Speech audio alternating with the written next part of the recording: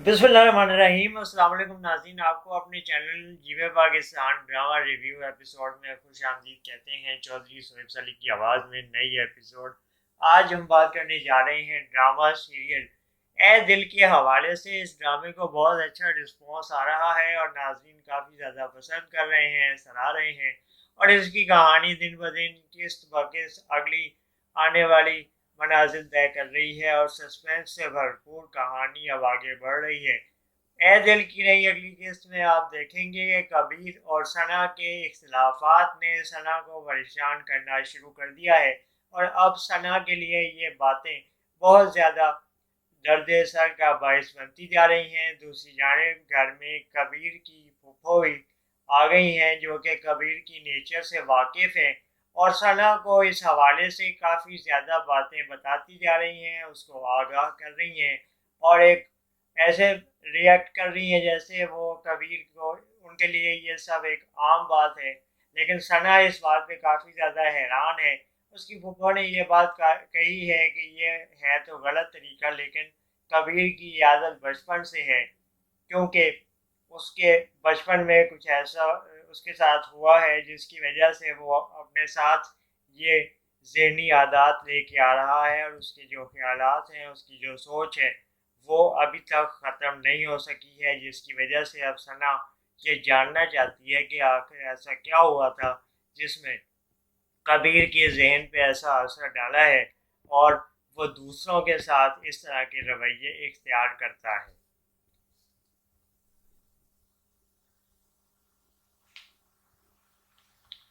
सना को कबीर की आंटी कहती हैं कि मामलात बेहतर करने के लिए, हालात बेहतर करने के लिए तुम्हें एक कदम आगे बढ़ना होगा, तुम्हें मामला ठीक करने होंगे। लेकिन सना कहती है कि आंटी ये सब कैसे हो सकता है जब कबीर को मैंने इतनी बड़ी न्यूज़ दी है, गुड न्यूज़ दी है, उसको बज़ाहिर कोई खुशी नहीं हुई और उसने अब आगे से मेरे साथ ऐसा मुतालबा कर दिया है और मैं इस मुतालबे को किसी सूरत पूरा नहीं कर सकती।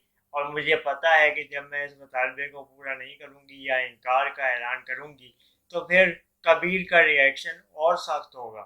अब मैं दोनों तरफ से फंस गई हूँ। इस पर उसकी आंटी कहती हैं कि तुम्हें कबीर को दोबारा से समझाना होगा और उसको एतमाद में लेके उसके जहन में आराम से ये बात डालनी होगी। पता है कि वो गुस्से में तेज़ है, लेकिन आहिस्ता आहिस्ता तुम उसे जो है वो राम करने में कामयाब हो सकती हो। लेकिन सना अभी तक ये सोच के परेशान है कि जो कबीर का गुस्से में रवैया होता है उसे वो किस तरीके से मोम कर सकती है।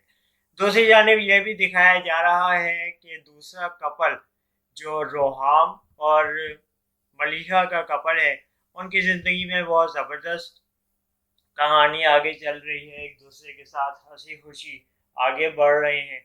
रोहाम को दफ्तर में अच्छे काम पे सराहा जाता है, उसकी काम पे क्रेडिबिलिटी और काम से लगन को बहुत ज़्यादा अप्रिशिएट किया गया है और उसको अब तरक्की दे दी गई है, उसकी प्रमोशन हो गई है। और ये खबर वो घर आके सना को सुनाता है और कहता है कि मेरे पास तुम्हारे लिए एक सरप्राइज़ है। दफ्तर ने मुझे नई जिम्मेदारी दी है और साथ मुझे इनाम में गाड़ी भी दी है, जिसकी जो मेरे काम को सराहने का बहुत बड़ा सबूत है। तो फिर उसने अपनी बीवी को कहा कि तुम तैयार हो जाओ, हम सब इस गाड़ी पे एक दफ़ा ड्राइव पे जाएंगे और इस खुशी को सेलिब्रेट करेंगे।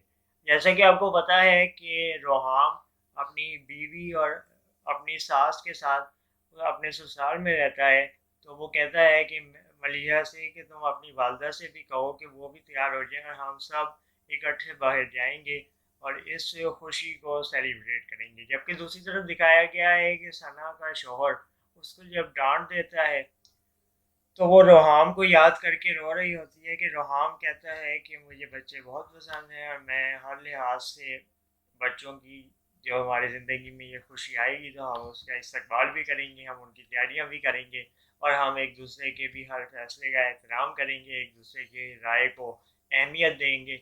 लेकिन कबीर ऐसा नहीं है। कबीर अपनी राय सौंपने पर बहुत ज़्यादा इंतज़ार करता है और अपनी राय को बहुत आगे देता है, तकवीत देता है, आगे रखता है और सना को बिल्कुल भी अहमियत नहीं देता। اس پہ ثنا کافی زیادہ پریشان ہو جاتی ہے اور پرانی باتیں یاد کر کے روتی رہتی ہے۔ اگلے سین میں دکھایا گیا ہے کہ روحام اور ملیحہ ریسٹورنٹ پہ جاتے ہیں۔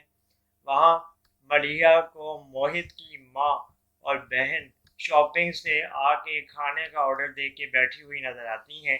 ملیحہ ان کو دیکھ لیتی ہے اور وہ بھی ملیحہ کو دیکھ لیتی ہیں۔ روحام اٹھ کے آرڈر دینے کے لیے چلا جاتا ہے، لیکن موہت کی بہن اور والدہ ملیحہ کے پاس آتی ہیں اور اس کو کھڑی کھڑی باتیں سنانا شروع کر دیتی ہیں۔ کہتی ہیں کہ تم نے اپنی اسٹینڈرڈ کا یا مالدار بندہ ڈھونڈ لیا ہے اور میرے بچے کو در در کی ٹھوکریں کھانے پہ مجبور کیا تھا، اب تم سکون اور عیاشی کی زندگی گزار رہی ہو۔ وہ ان سے کہتی ہے کہ آپ پلیز یہاں سے چلی جائیں، کیونکہ میں یہاں پہ کسی قسم کا تماشا نہیں کرنا چاہتی اور نہ میری کوئی غلطی ہے اور نہ میں پرانی چیزیں یاد کرنا چاہتی ہوں۔ وہ اب یہ باتیں سوچ کے پریشان ہے کہ کہیں روحام کے سامنے اس کی پرانی زندگی کا قصہ نہ کھل جائے اور روحام کے ساتھ جو اس کے معاملات اب بہتر سے بہتر ہو رہے ہیں وہ ایک بار پھر کسی کھٹائی میں نہ پڑ جائیں یا کسی خطرے کا باعث نہ بنے۔